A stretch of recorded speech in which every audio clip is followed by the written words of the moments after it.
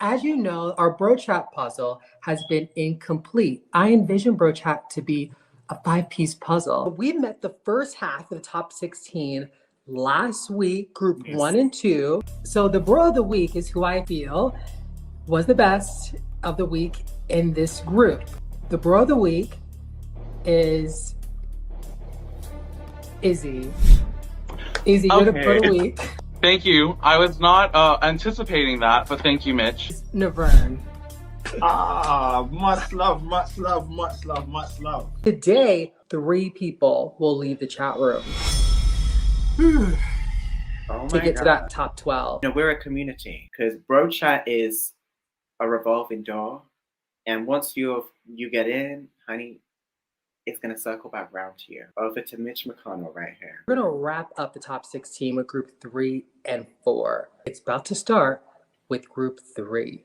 Liam, the black eye mystery has been a big topic among the ladies in Thailand. During a Bad Mormon book tour, Heather did share that she got her black eye from a bathroom cabinet.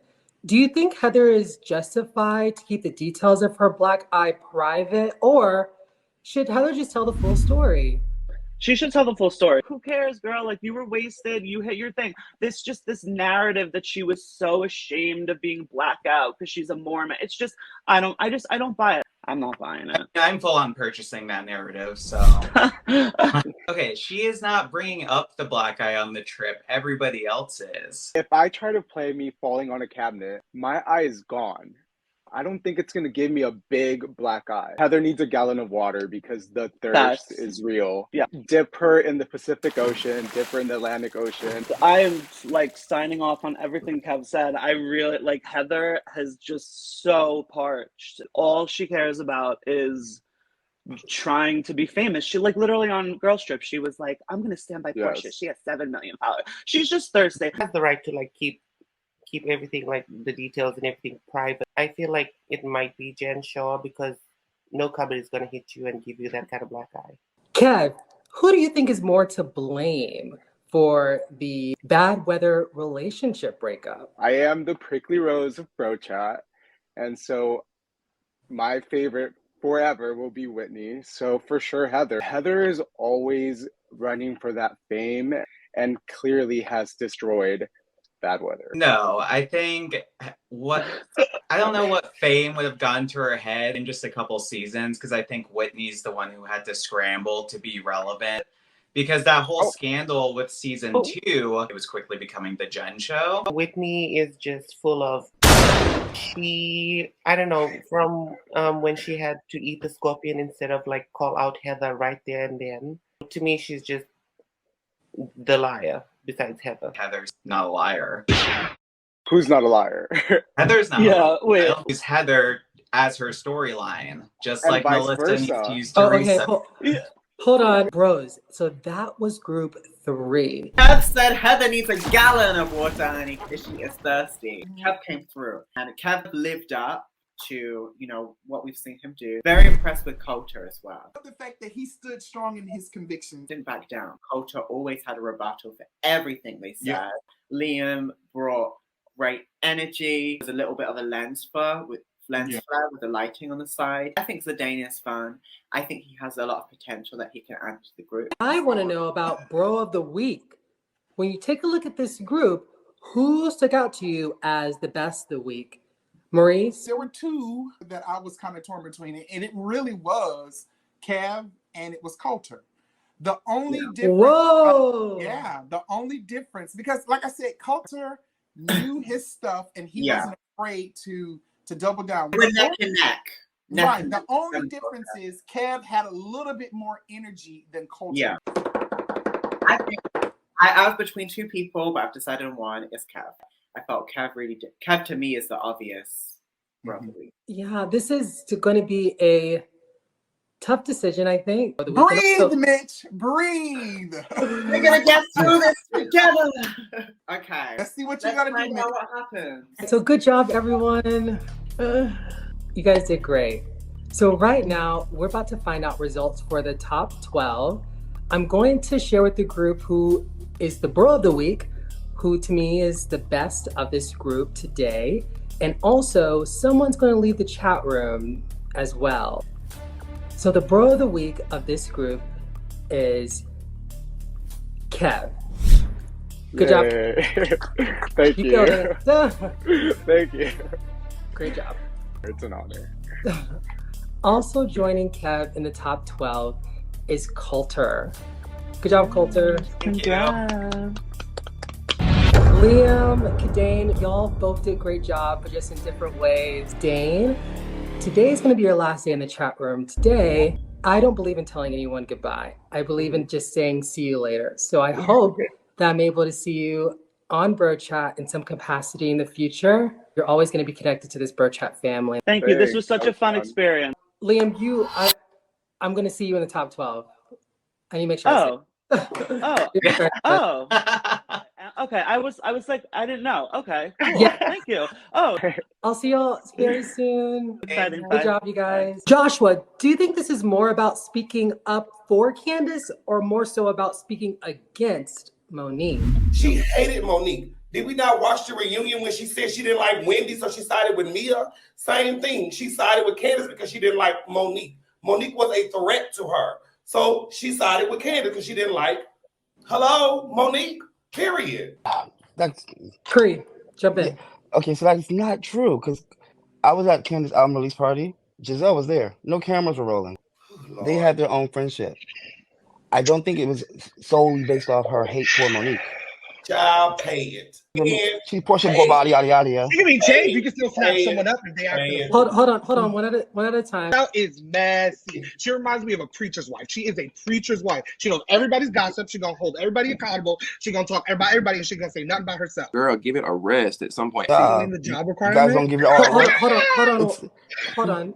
Damon, finish your point. You have no husband. Got a husbandless storyline, but you want to come after everybody and their husband, every little bitty thing. He needs to take notes from the other great reality TV stars who have done this without going for the jugular, without going for families, husband. But it was only about Chris was upset at Candiace, and Candiace was talking crap at the reunion, and she was upset and crying. So he wanted to discuss that with Gizelle to calm her friend down.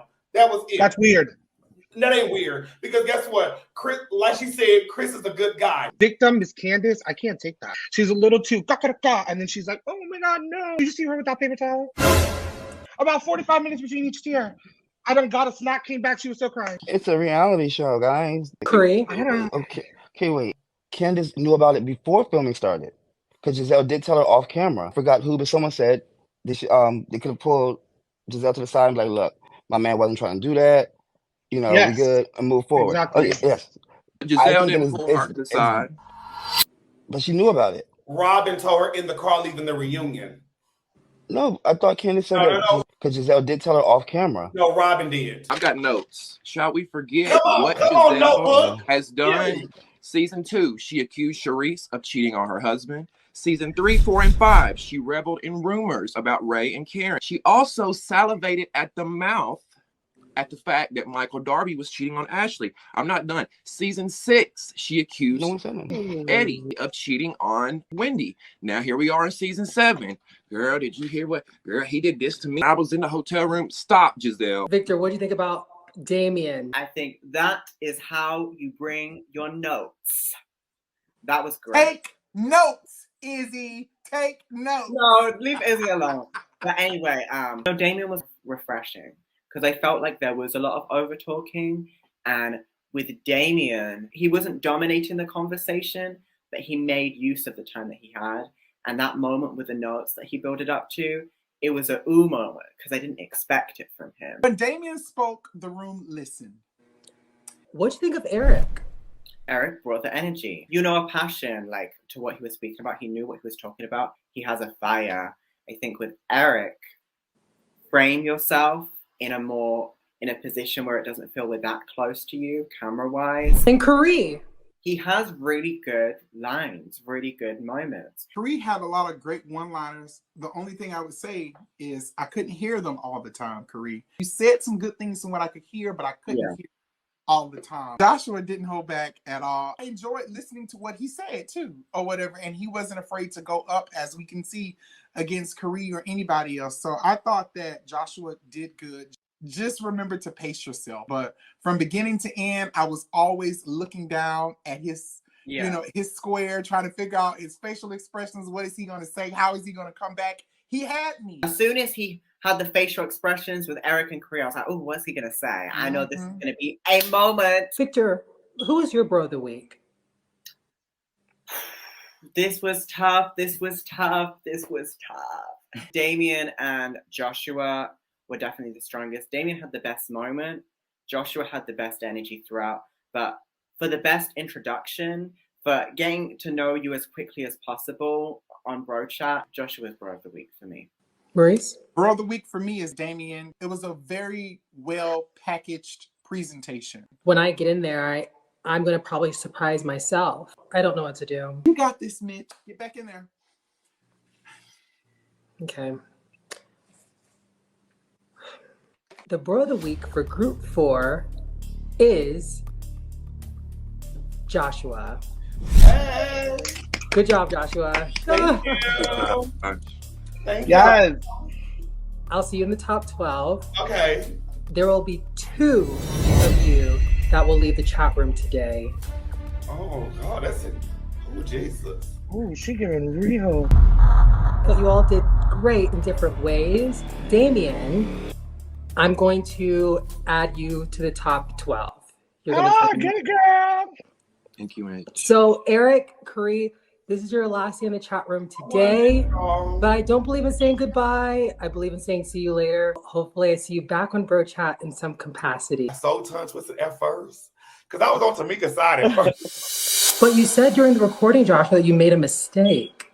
Yes. Yes. Saying, all right. All right. Out of it. All right. You I mean, I don't know if you walk into a coffee like I got the ticket just for candy. Okay, Chris. Okay. And I actually have some quotes that I think I want to go back and just read. What? I'm an English major.